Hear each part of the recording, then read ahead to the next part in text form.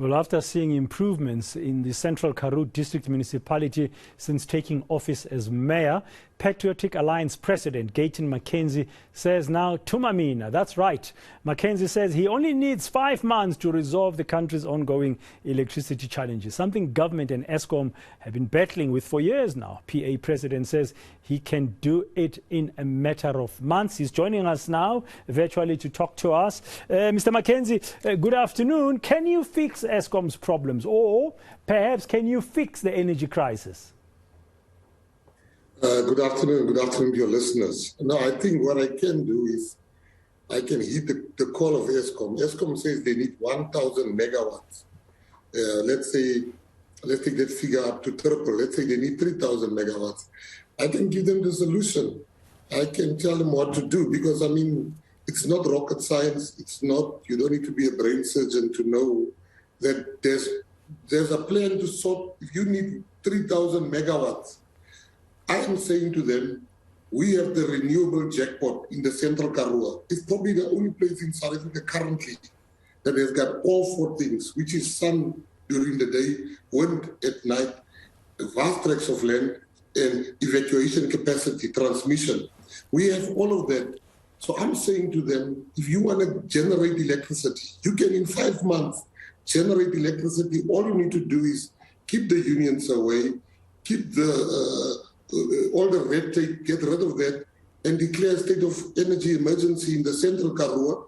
And then you invite business people to say 100 business people must each come and construct a 100 megawatt plant. And then you don't have 1,000 megawatts, you don't have 2,000 or 3,000, you have 10,000 megawatts. That for me is the solution. If you need energy now, I mean, and I mean that includes battery storage and stuff like that. And if you want to go deeper, Central Karoo is sitting on 20 TCF, which means, I mean, Mossel Bay is running on 1 TCF for 20 years, and we're sitting on 20. There's gas here. There's all this energy mix, but people are scared. But that sounds like long-term solutions. Now, if you were heading up Eskom, and you are Mr. CEO of Eskom, what would you do right now when you've got a fleet of aging power stations, a fleet of power stations that are breaking down almost every other day? What could be the solution to avoid load shedding? All right, I think let me start at the beginning. The issue of gas, I agree with you, that is 12 months to 24 months.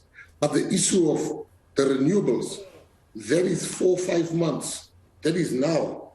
So if I'm the CEO of Eskom, I think we need to understand what the apartheid regime used to do brilliantly is at the power stations, they treated it like a place of worship, if I can, for lack of a better word. Anybody has access now, truck drivers, people are getting there, they can reach.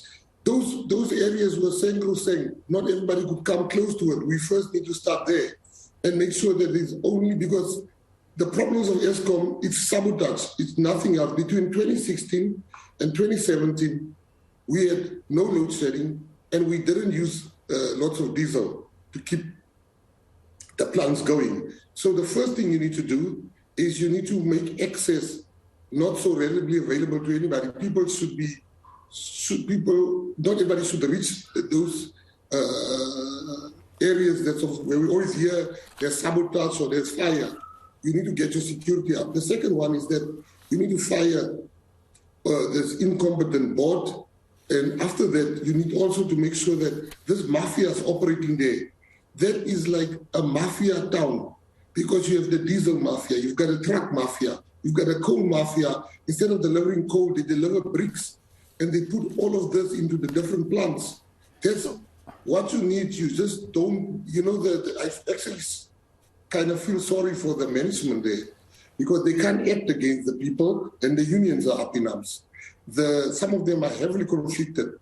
I am saying declare a state of emergency around it, treat it like a key point and get rid, arrest, let the cops go there, man. Let's be decisive. How some people are saying we must talk to the mafias. The only time we should talk to these mafias is when we ask them to give their fingers for fingerprints before we lock them up. But it just needs not to be business as usual. So I'm saying to you, the renewable energy thing is 4 to 5 months. The issue of Eskom to turn it around, people should not be readily, people should be vetted. Because we can't hear the same story for 15 years of sabotage. We've been told the same story. No, somebody sabotaged the plant. Okay. So vet the people, put cameras there, now, see who's not doing their work. Okay, on today's news, I'm not sure if you're aware that there was this briefing earlier that included the Minister of Energy, Gayton Mckenzie, and we are reporting that he said South Africans should be mindful, no matter how dark the situation is, South Africans should be mindful of the fact that the electricity crisis is a global phenomenon, and they've signed 3 new project agreements under the bid window 5 of the Renewable Energy Independent Power Producer Procurement Program. How would you respond to that? We should be mindful that this electricity crisis is a global phenomenon.